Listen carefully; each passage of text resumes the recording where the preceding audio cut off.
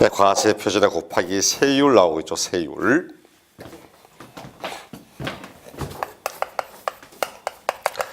취득세 세율은 누진세 없다고 했죠. 누진세가 없습니다. 누진세는 어디에 사용한다 했습니까? 누진세는 재산과 소득에 대해서 씁니다. 재산세, 종합부동산세, 소득세, 법인세처럼 재산과 소득에 대해서 누진세를 사용을 하게 됩니다.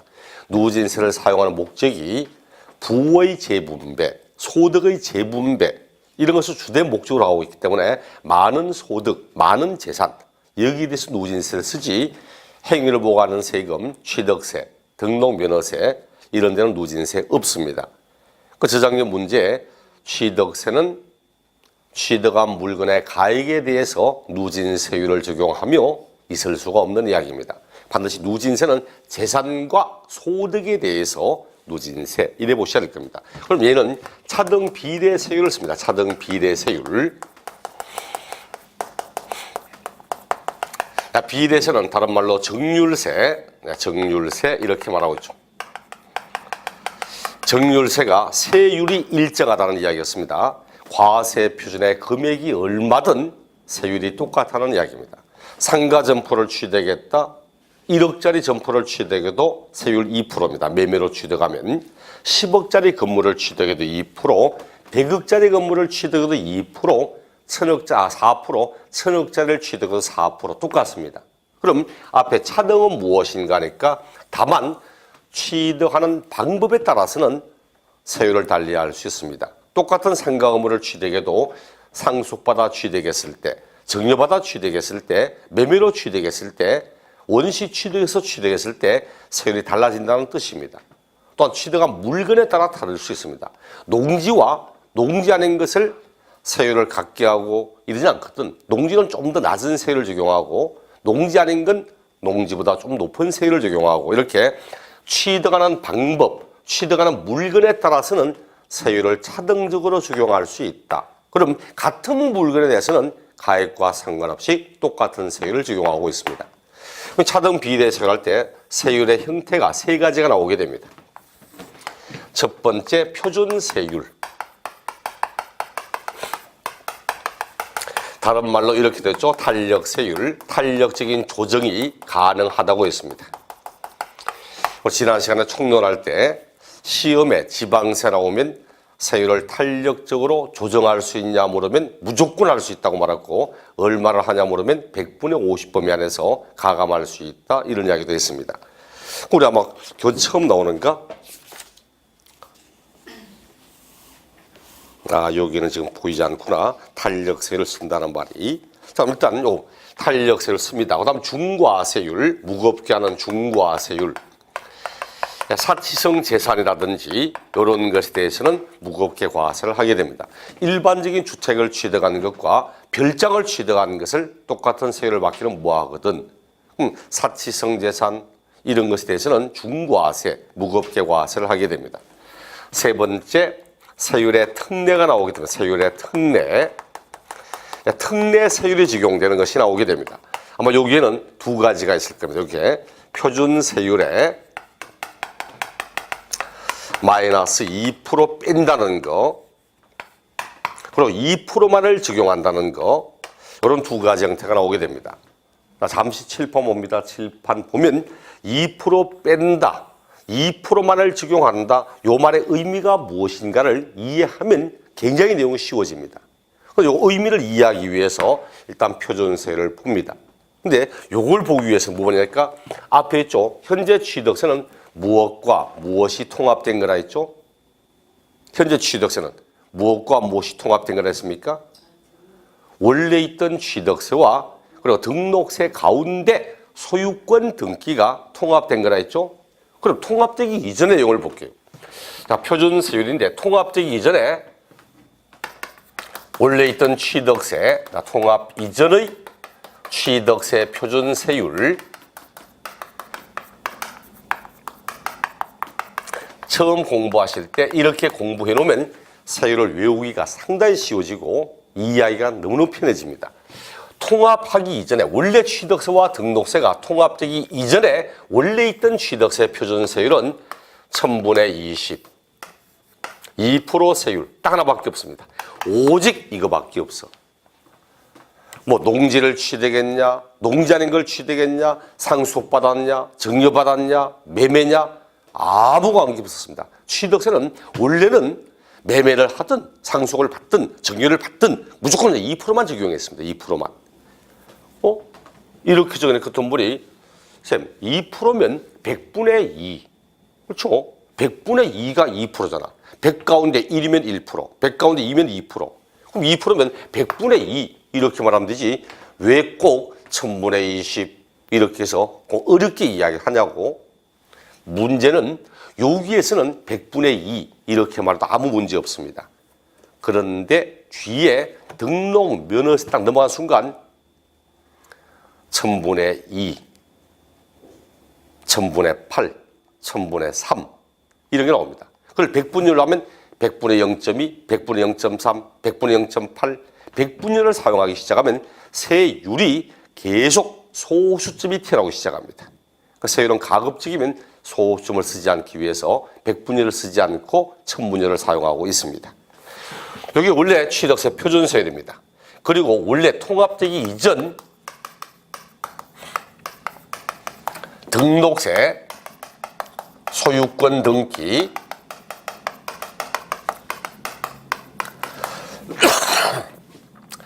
자, 요것의 표준세율. 원래 등록세 있죠? 통합되기 전 등록세의 표준세율은 이제 이렇게 합니다.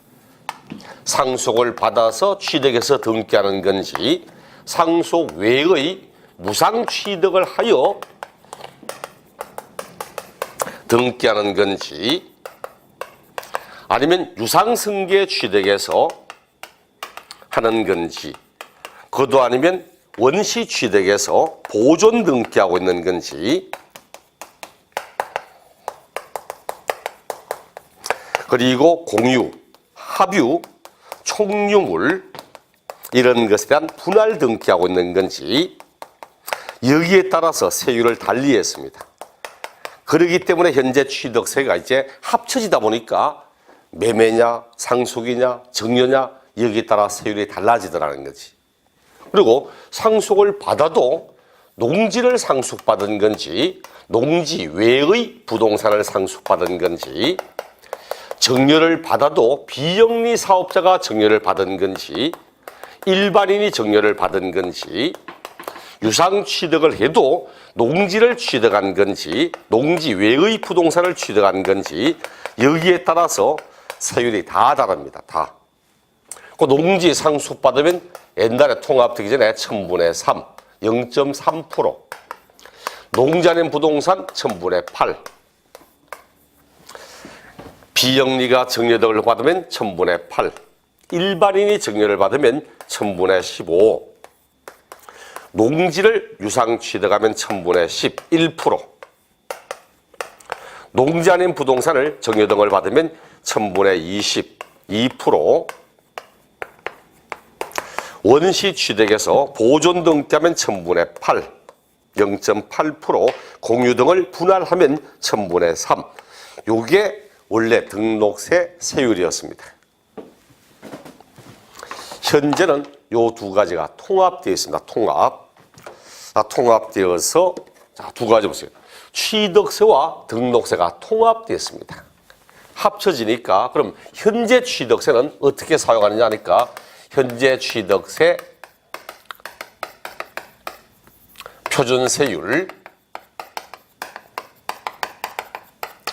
보세요. 간단하지. 자, 요놈 원래 취득세 1000분의 20에 등록세 1000분의 3 합하면 얼마죠? 1000분의 23이잖아. 1000분의 23. 여기 1000분의 20 있고 1000분의 3 있으니까 합하면 1000분의 23이 됩니다. 그 농지를 이제 상속받아 취득했다. 현재는 1000분의 23, 2.3%. 요 놈은 1000분의 28. 요 놈은 1000분의 28, 1000분의 35, 1000분의 30, 1000분의 40, 1000분의 28, 1000분의 23. 요게 현재 취득세 세율입니다. 시험에 상당히 자주 나옵니다. 취득세 표준세율. 요거 반드시 외워야 할 세율입니다. 반드시 외워야 돼. 제가 가끔 이런 얘기합니다. 모르는 건 죄가 아닙니다. 사람 모를 수도 있지. 모르는 건 죄가 아니야. 근데 모르면서 알려고 노력하지 않는 것은 죄악에 가깝습니다. 더더욱이 시험에 거의 나온다는 걸 알면서도 외우지 않다. 그건 진짜 죄악을 저지르는 겁니다. 10번 치면 10번 가운데 최저 80% 나와요. 8번 정도 시험에 나옵니다. 올해도 우리 쳤던 시험에도 올해도 표준세율 문제 나와 있습니다. 작년에도 그렇고. 근데 시험에 나오는데 안 외우고 있어. 참 답답합니다. 그렇다면 외울 때 이렇게 외웁니다. 본인이 편한 대로 하면 되겠지만 상상 파티, 그래서 상상팔,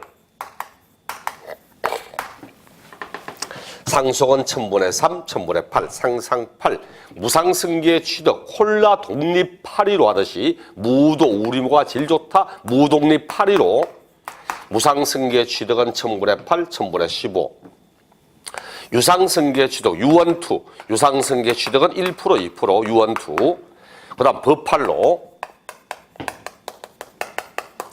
혹시 버팔로 압니까? 버팔로.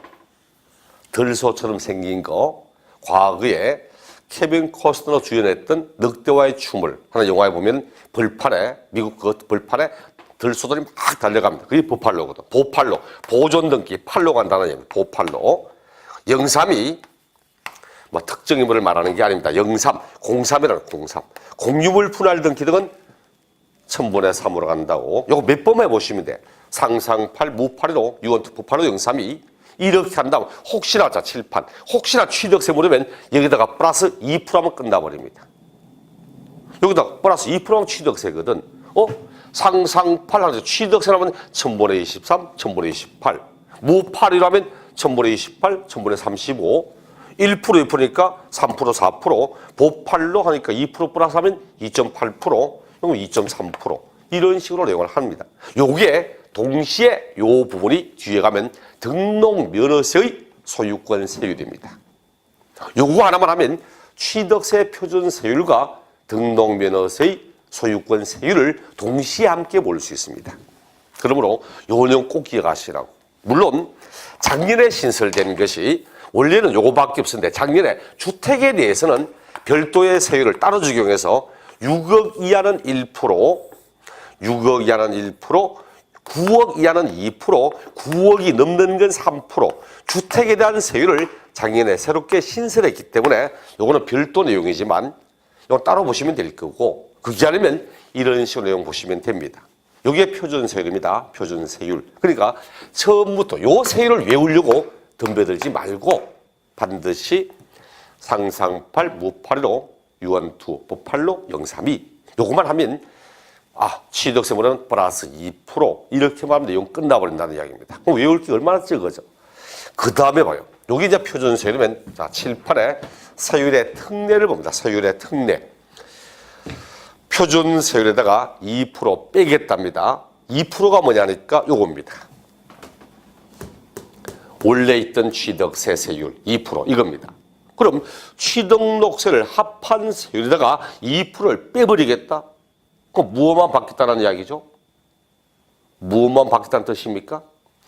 합해서 나오는 현재 세율에다가 요놈 빼버린답니다. 빼버리면 결과적으로 등기 등록에 대한 세금만 받겠다 이런 의미잖아. 그렇죠? 맞죠? 이놈을 안 받겠답니다. 이놈을 왜 안 받을까? 실질적 재산의 증가는 없거든. 등기부 상으로는 분명히 소유권의 권리를 취득하는 건 맞습니다. 등기부 상으로는 소유권의 권리를 취득했지만 실질적 재산의 증가는 없어.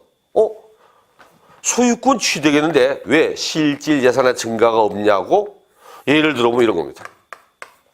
공유물을 분할해봐. 공유물의 단순 분할.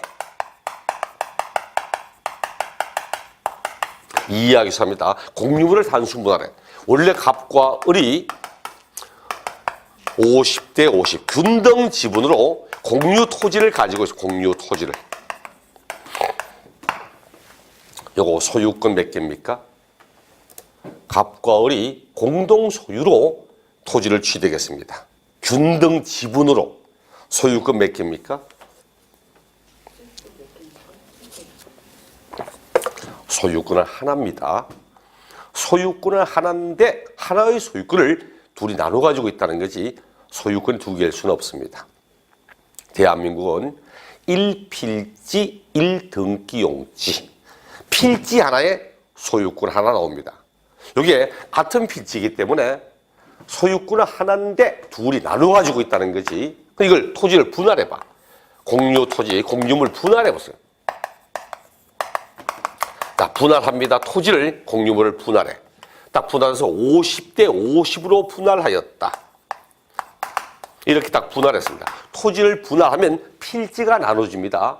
나중에 배웠을 때 분필한다 그랬다. 분필. 필지가 나눠집니다. 필지가 나눠지면 각각 개별 필지가 되지. 방금 제가 말해서 필지는 구분 소유의 대상이 되는 독립부동산이며 필지마다 소유권 나옵니다. 그럼 필지가 나눠지면 각각 소유권 취득하죠. 따로따로 소유권 취득합니다. 분명히 등기부상 소유권의 권리를 취득했습니다. 문제는 원래 50대 50인 것을 50대 50으로 나누면 실질적 재산은 증가합니까? 아니잖아요. 재산의 증가는 없잖아. 원래 50대 50인 걸 50대 50 나눈 것일 뿐이지. 그래서 등기부상 소유권을 취득한 것은 맞지만 실질적 재산의 증가는 없기 때문에 종전 취득세는 빼버리고 등기 등록에 대한 세금만 부과하겠다. 이런 뜻입니다. 이혼해봐. 이혼하면서 재산 분할합니다. 재산 분할. 우리 이혼할 때 돈 문제는 몇 가지 나옵니까? 돈 문제는 양육비를 빼고 나면 재산 분할과 위자료가 남습니다. 그 가운데 잘잘못을 따지는 건 뭡니까? 위자료가 잘잘못 따집니까? 재산 분할이 잘잘못 따집니까? 위자료가 잘잘못 따지는 겁니다. 재산 분할은 잘잘못과는 아무런 관계가 없습니다. 한 가정 안에 형성된 재산은 부부가 공동의 노력을 통해서 이룬 거지 부부 가운데 한 사람의 노력만을 통해 이룬 게 아니거든. 그럼 헤어질 때는 이 재산을 모으는 동안 누가 얼마만큼 기여했는지 기여도에 따라 나누어가는 게 바로 재산 분할입니다. 그 이후에 각자 분할되고 난 후 이혼에 대한 위자료는 누가 잘못했는지 거기에 따라서 이제 저 사람의 재산에 대해서 일정 정도 내가 손해배상을 받는 거지. 그럼 이건 재산 분할입니다. 그럼 예를 들어서 50대 50 과거에는 이혼할 때 재산 분할이 경제활동 하신 분이 70%, 가사활동 하신 분이 30% 이런 식으로 거의 분할됐습니다. 근데 지금은 거의 절반 5대 5 이렇게 나눠지는 편들입니다. 그렇다면은 분명히 남편 명의로 된 부동산이야. 남편 명의로 된 부동산이 이혼에 따른 재산 분할에 의해서 부인 명의로 소유권 이전됩니다. 그럼 분명히 등기부상 소유권의 권리를 취득하는 건 맞죠? 등기부상 명의가 이전되잖아. 문제는 비록 남편 명의에서 부인 이름으로 간다 하더라도 이 재산은 원래 누구 겁니까? 그렇죠? 부인이 노력해서 모은 재산을 부인이 가져가는 거거든. 자기 것을 자기가 가져갔을 뿐입니다. 그래서 우리 법은 합한 다음에 등기부상 소유권은 취득했지만 실질적으로 자기 개인 재산의 증가는 아니다. 자기 것을 자기가 가져가신 것 뿐이지. 이거는 빼버리고 원래 있던 등기 등록에서 세금만 부과하자. 이런 의미입니다. 이걸 말뜻을 이해하면 참 쉬워요, 이게. 또 요거 엄청나게 시험 자주 나오거든, 얘들도. 2%만 한답니다. 2%만 한다는 건 종전 취득세 2%만 받지 얘들은 받지 않겠다는 이야기거든. 왜 안 받아요? 이거 봅니다. 토지의 지목이 바뀌었어. 토지의 지목이 변경되었습니다. 소유권 등기합니까? 토지의 지목이 바뀌면 소유권 등기합니까? 아니잖아. 요 등록에 대한 취득세와 통합된 건 소유권 등기가 통합된 거야. 토지의 지목이 바뀌면 변경 등기합니다. 변경 등기. 건축물에 개수하였다. 엘리베이터 없는 건물에 엘리베이터 설치했다. 건축물 구조 변경 등기합니다. 소유권 등기가 아니거든. 엘리베이터 설치했다고 건물 소유권 등기를 새로 하거나 이건 있을 수가 없는 이야기입니다.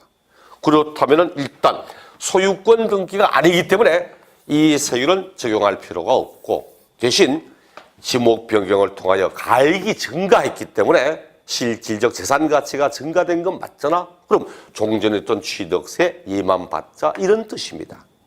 그게 먼저 여러분 세율을 보실 때 아무 생각 없이 표준 세율에서 2% 뺀다, 2%만 적용한다 이걸 그냥 외우려고 말하면 진짜 힘들어집니다. 매번 말하지만 뭔가 내용을 이해하고 외우는 것과 이해 못하고 외우는 건 굉장히 차이가 있거든. 이건 뒤에 가서 이제 하나하나 내용을 할 듯 하겠지만 먼저 세율이 이렇게 이루어져 있구나. 표준 세율이 종전 취득세와 종전 등록세가 통합되어서 현재 취득세가 나와 있는데 종전 등록세가 상상팔, 무팔로, 유언투부팔로 032 이렇게 되어 있다.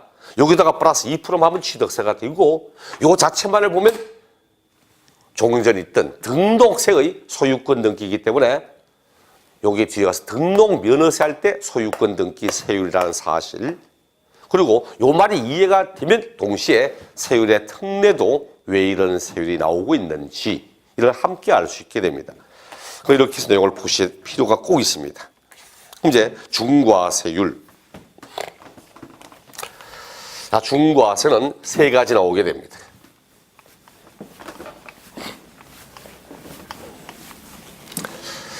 중과세 대상에는 세 가지. 첫째 표준 사치성 재산.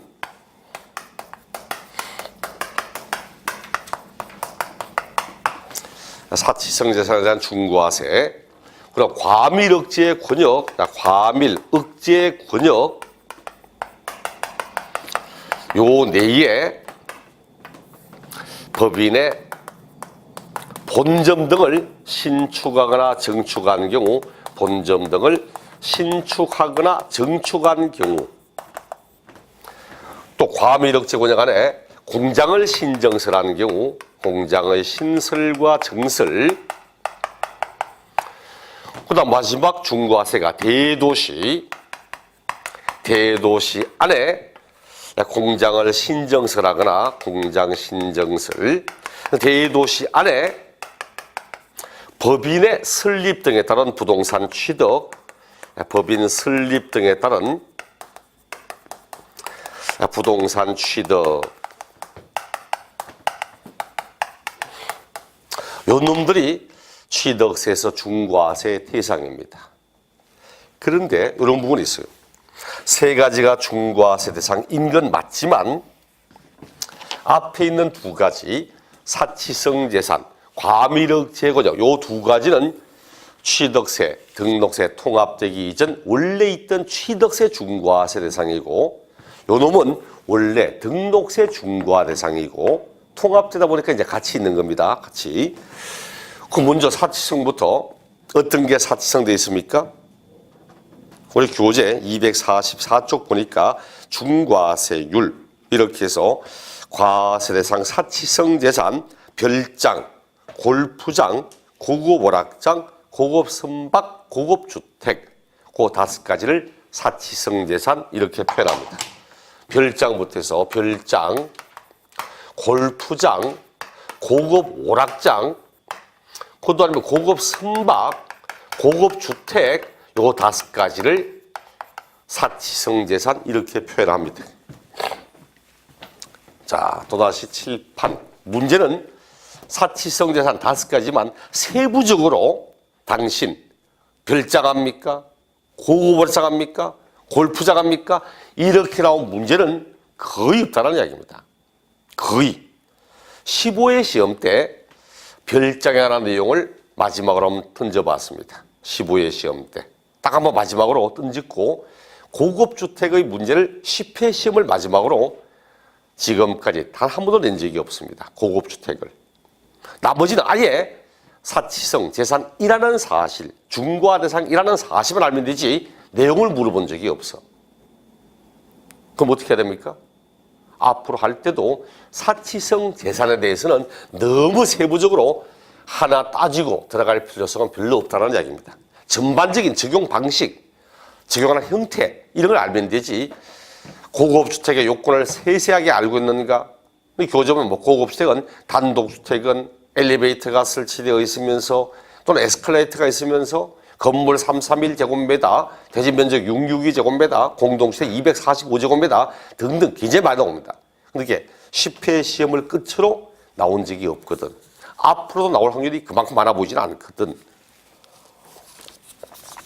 여기서는 사치성 재산이 종류가 이런 것이 있다. 이래 볼 거고, 다음에는 조금 더 세부적으로 내용을 보기는 할 겁니다. 시험의 출제 여부와 관계없이 내용을 보기는 하겠지만 여러분 공부하실 때는 반드시 외워야 되고 이런 것은 아니라는 뜻입니다. 오히려 뭐가 중요해? 세율이 얼마인가가 더 중요합니다. 이게 봐. 세율이 우리 교재 박스 안에 보니까 표준 세율에 플러스 8% 되죠. 표준 세율에 플러스 8% 한다고. 244쪽 박스 안에 보니까 사치성 재산은 표준 세율에 플러스 8% 되어 있습니다. 근데 원래 법에는 8% 플러스 이런 말은 없어. 그럼 어떡하냐고? 그 245쪽에 보니까 위에 사치성 재산 쭉 나오면서 밑에 또다시 작은 박스 나오죠. 표준 세율에 플러스 8%. 그 8%가 뭐냐니까 중과 기준 세율. 2%를 우리 중과 기준 세율 이래 말합니다. 중과 기준 세율 요거 2%에 몇 배 해야 됩니까? 2%에 몇 배 해야 8% 나오죠? 4배. 요것에 100분의 400. 100분의 400이 바로 4자 나오죠. 원래 법은 위에 있는 문장 보세요, 이제. 사치성 재산 245조 제일 위에 사치성 재산은 표준 세율과 그리고 중과 기준 세율 2%거든. 중과 기준 세율의 100분의 400을 합한 세율을 적용하여 계산한 금액을 그 세액으로 한다. 이래 말하는 겁니다. 여기 원래 8%거든. 이대로 표준 세율과 중과 기준 세율의 100분의 400을 합한 것을 그 세율로 한다. 이렇게 표현을 합니다. 지금이죠. 2011년도에 취등록세가 통합되고 난 이후 표준 세율 문제, 세율의 특례 문제 엄청나게 자주 나오고 있습니다. 원래 쳤던 27회도 요거 한 문제, 요거 한 문제입니다. 두 개나 냈어. 취득세 문제 많아봐야 3개, 최대가 4개인데 세율 문제를 2문제나 출제해버렸습니다. 그 앞에 과세표준 문제 하나 내고 그럼 결국 나올 것 하나 왔어. 그렇다면은 얘는 통합되고 난 뒤에 다음 취득세 중과세 대상에 해당하는 것을 모두 골라보라는 등 어느 게 중과 대상인지 알고 있냐는 등 중과 대상인가 아닌가를 물었지 세율이 몇 프로인가를 단 한 번도 물어본 적이 없습니다. 그렇다면 내년 시험에는 사치성의 세율을 정확히 알고 있는지 과밀억제의 세율을 알고 있는지 이게 나올 확률이 월등히 많아 보입니다. 그러니까 반드시 세율은 꼭 기억해야 됩니다. 그 여러분 기억할 때는 표준 세율에 플러스 8% 한다. 딱 그리 기억하고 8% 하면 2%의 4배다. 그래 보시면 됩니다. 요 놈도 그래. 과밀억제 권역 얘는 세율이 표준 세율에 플러스 4% 합니다. 4%는 중과 기준 세율의 100분의 200이거든. 일단 세율을 먼저 적고 갈게요. 대도시 안에 요는 표준 세율의 3배 합니다. 표준 세율의 3배를 한 다음에 마이너스 4% 합니다. 4%야 당연히 중과 기준 세율의 100분의 200일 거고 우리 법은 이렇게 말합니다. 대도시 안에는 표준 세율의 100분의 300에 중과 기준 세율의 100분의 200을 뺀 세율을 적용한다. 이렇게 표현을 합니다. 그럼 뒤에 가서 앞으로 시험 치기 전까지 세율은 귀에 못이 박히게 들을 거니까 일단은 요 세율을 알아야 한다는 사실 그걸 알고 그 다음 내용을 볼게요. 사치성 재산 자체도 그만큼 많이 나오지 않지만 얘도 마찬가지입니다. 과밀억제나 대도시나 얘들도 생각보다 시험에는 거의 저런 거 하지 않습니다. 과밀억제가 시험에 마지막 나왔던 게 14회인가 15회가 마지막이었고 대도시도 마찬가지였습니다. 그런데 작년 26회 시험 때 대도시와 관련된 내용을 하나 틀리게 적어서 정답 삼은 것은 있습니다. 그 뒤에 우리 할 때 과밀억제와 대도시를 세부적으로 한번 볼 건데 일단 기본적인 사실 한번 보겠습니다. 여러분이 뭘 공부하셔야 되는가를. 과밀억제, 수도권 지역입니다. 수도권 정비 계획법에 따른 과밀억제 권역입니다. 또 수도권 지역이야. 수도권 쪽으로 인구가 계속 집중되고 있다. 그럼 어떤 문제가 발생합니까? 수도권 쪽으로 인구가 계속 집중되고 있다. 어떤 문제가 생겨요? 수도권의 주택 문제, 수도권의 환경 문제, 수도권의 교통 문제, 그리고 수도권으로 인구가 계속 집중되면 지역 인구가 빠지기 시작하잖아. 그럼 지역 간에 경제 불균형, 발전 불균형 이런 것이 발생을 하게 됩니다. 실제로 그렇습니다. 저도 원래 저 밑에 안동 있다가 그다음 중고등학교 다시 대구 다니다가 이리 올라왔지만 과거에는요 서울에 있는 대학을 온다. 그럴 때는 대부분 스카이 갑니다. 서울대 연고대.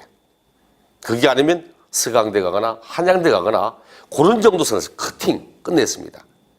예를 들어 뭐 동국대를 가기 위해서 건국대를 가기 위해서 지방 애들이 서울을 오고 이 경우 굉장히 희귀했습니다. 근데 지금은 그렇죠. 옛날에는 진짜 서울에 4-5개 대학 빼고는 어디 가냐니까 지역 국립대 갔습니다. 공부 참 잘했다 해서 부산대 가고 전북대 가고 전남대 가고 충남대 가고 경북대 가고 그러면 야 공부 잘했는데 이랬거든.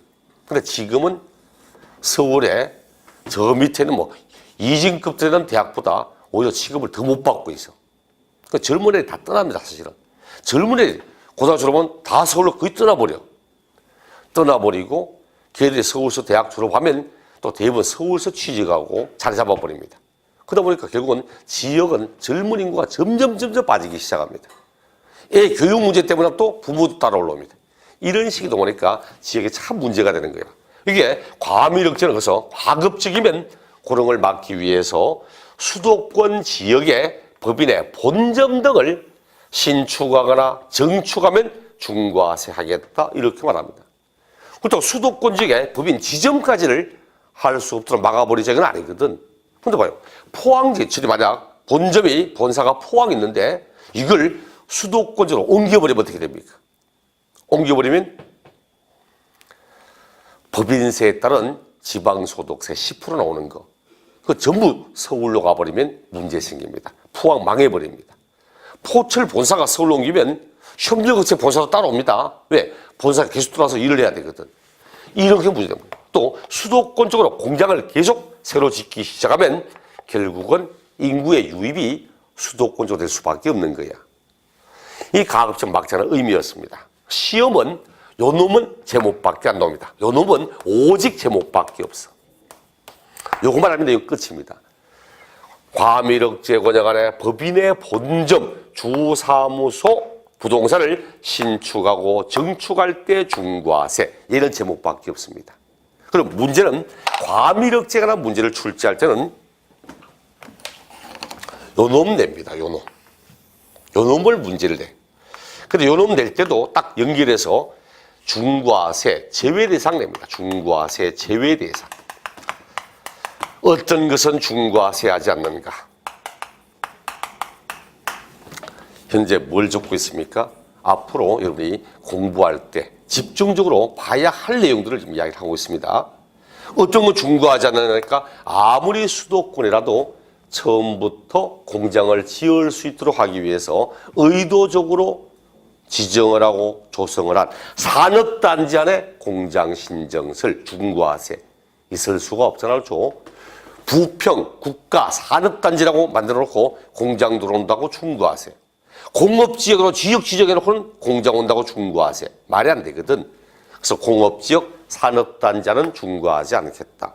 그리고 이 공장이 도시민들의 생활에 꼭 필요한 업종이라면 중과세하지 않겠다. 변전소 설치한다고 했는데 어이 중과세. 얼음 공장 한다고 수도권이니까 중과세. 그럼 얼음 공장은 전부 어디 가야 됩니까? 강원도, 충청도 이래 가야 된다면 서울 사람들은 얼음 하나 사 먹으려면 지방에 있는 얼음 공장에서 얼음 싣고 올라오면서 유통에 관한 비용도 많이 들 거고 좀 문제가 되잖아. 그 수도권 안에 하도 도시 영업종은 중과하지 않습니다. 이제 하나 더 하면 신설, 정설할 때 면적이 어느 만큼 되어야 하는지 그런 걸 따질 거고, 대도시, 자유가 뭡니까 또? 대도시가 됩니까? 대도시가 되겠습니까? 그럼 부산은 대도시일까 아닐까? 부산은 대도시입니까 아닙니까? 대도시 맞죠? 맞습니다. 그런데 서울 애들이 볼 때는 부산도 대도시 아니더라고. 애들 방학 때 가지고 집에 갔다 오니까 부산 가래보고 하는 말이 촌에 갔다 왔냐. 서울 애들은 서울만 떠나면 다 촌인 줄 알고 있더라고. 저도 대구 가니까 촌에 갔다 왔냐. 부산에도 촌에 갔다. 얘들은 무조건 서울만 떠나면 촌이더라고.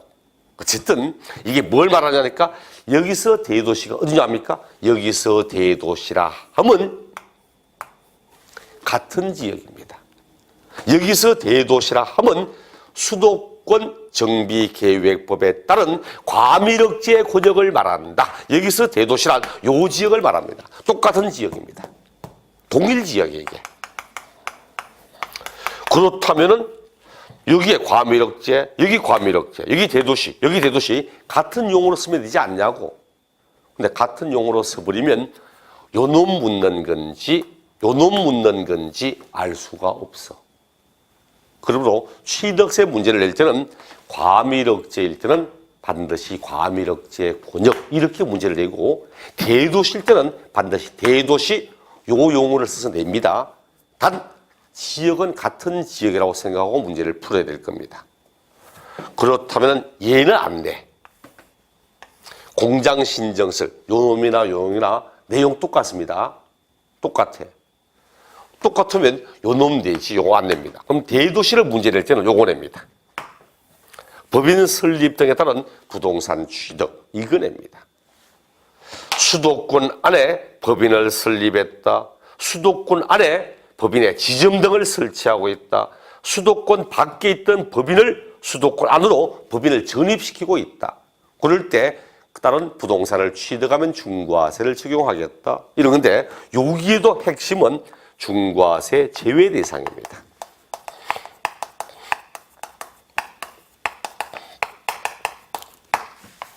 여기도 핵심은 중과세 제외 대상. 이게 핵심입니다.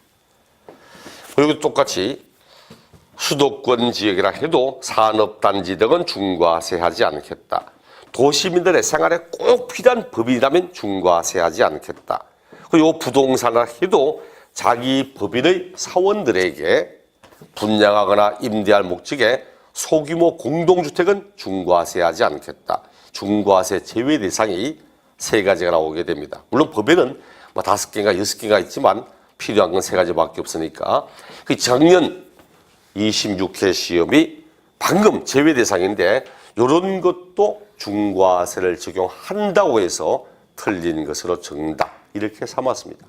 지금까지 있죠. 과밀억제 관련 문제가 한 3번인가 나왔는데 3번 다 중과 제외 대상 가지고 출제했습니다. 요 놈도 3번인가 나왔는데 그 가운데 2번이 중과 제외 대상이었고, 한 번은 법인할 때 비영리 법인도 중과 대상이 되는데 비영리는 중과하지 않는다고 해서 틀린 것으로 정답 이런 내용이었습니다. 그 여러분 보실 때 사치성 재산을 너무 깊이 과밀억제를 하나 너무 깊이보다도 무엇이 핵심인지, 내가 필요한 게 무엇일지, 가급적이 뭐 해야 됩니까? 외워야 할 양, 공부해야 할 학습의 양을 줄이는 것이 당연히 중요한 겁니다. 앞에 서 있는 사람들이 하는 역할이 뭡니까? 책에 있는 모든 것을 다 설명하는 게 제가 하는 역할이 아닙니다. 제가 하는 역할은 여러분이 세법을 이야기하고, 그 다음 2번째 학습해야 할 양을 최소화시켜주고, 3번째 시험에 나올 수 있는 주요 내용들을 찍어주고 하는 것, 그게 제 역할입니다. 그럼 먼저 이런 것들이 주된 내용으로 나오고 있다. 여러분이 공부를 할 때 이런 내용을 주된 초점 맞춰서 해야 된다. 나머지는 격가지이기 때문에 안 보셔도 괜찮다는 이야기입니다. 다음 우리 취득세, 본격 취득할 때 그때는 별장도 설명하고 고급적 설명하고 다 할 겁니다. 하기는 하되 그때도 요거는 참고적으로 보자. 이런 것들은 반드시 외우고 할 내용은 아니다. 그런 이야기 하나하나 이야기를 할 겁니다. 오늘 보니까 이게 중과세 대상, 사치성재산 우리 교재 쭉 나오고 있고 뒷장도 보니까 247쪽에 과밀억제 권역에 관한 거, 중과 대상 지역, 공장 범위, 그리고 업종할 때 도시용 업종은 제외, 그리고 기역의 중과 대상의 괄호 산업단지 공업지역은 중과세 제외, 이런 좀 중과 제외된 대상을 기억을 해야 될 거고, 대도시를 봐도 뒷장은 그러니까 248쪽에 알아두기 중과 제외 대상 나오죠. 도시용 업종, 산업단지, 사원에게 분양 등을 하는 공동주택, 이게 핵심이거든. 중과 제외 대상의 핵심입니다. 세율의 특례를 보아도 세율의 특례, 양가를 이번에는 원칙은 표준 세율에서 중과 기준 세율 2% 뺀다라고 하는 것이 나와 있고, 그 오른쪽 페이지를 보니까 중과 기준 세율 2%만 적용한다는 내용이 있습니다. 일단 표준 세율, 중표준세에서 2% 뺀다는 말의 의미, 2%만을 적용한다는 말의 의미를 이해하고서 내용을 보시라는 이야기입니다. 이런 것들이 우리 취득세 세율입니다. 표준 세율이 제일 자주 나오고 2순위는 세율의 특례, 3순위가 중과세율, 이런 부분들입니다. 그럼 249쪽 취득세의 부가와 징수, 다음 시간에 여기부터 내용을 보겠습니다. 여기를 본 다음 등록면허세는 간략하게 그냥 스쳐 지나가듯이 어떤 부분이 핵심인가, 이런 내용을 보고 지금 11월, 12월 달은 일단 격가지가 되는 등록면허세, 종합부동산세, 이거는 간략한 의미만 보고 가장 기본적으로 반드시 해야 될 취득 관련 세금의 취득세, 보유 관련 세금의 재산세, 양도 관련 세금의 양도소득세, 그 세 가지를 중점적으로 먼저 잡아놓고 그 다음에 이제 1월 달부터 거기에 따른 격가지를 붙여나가는 그런 방식을 쓸까 합니다. 다음 시간에는 부가와 징수, 취득세, 비과세를 보고, 그리고 등록하는 세금 간략하게 보고 재산세 내용을 보도록 하겠습니다. 수고하셨습니다.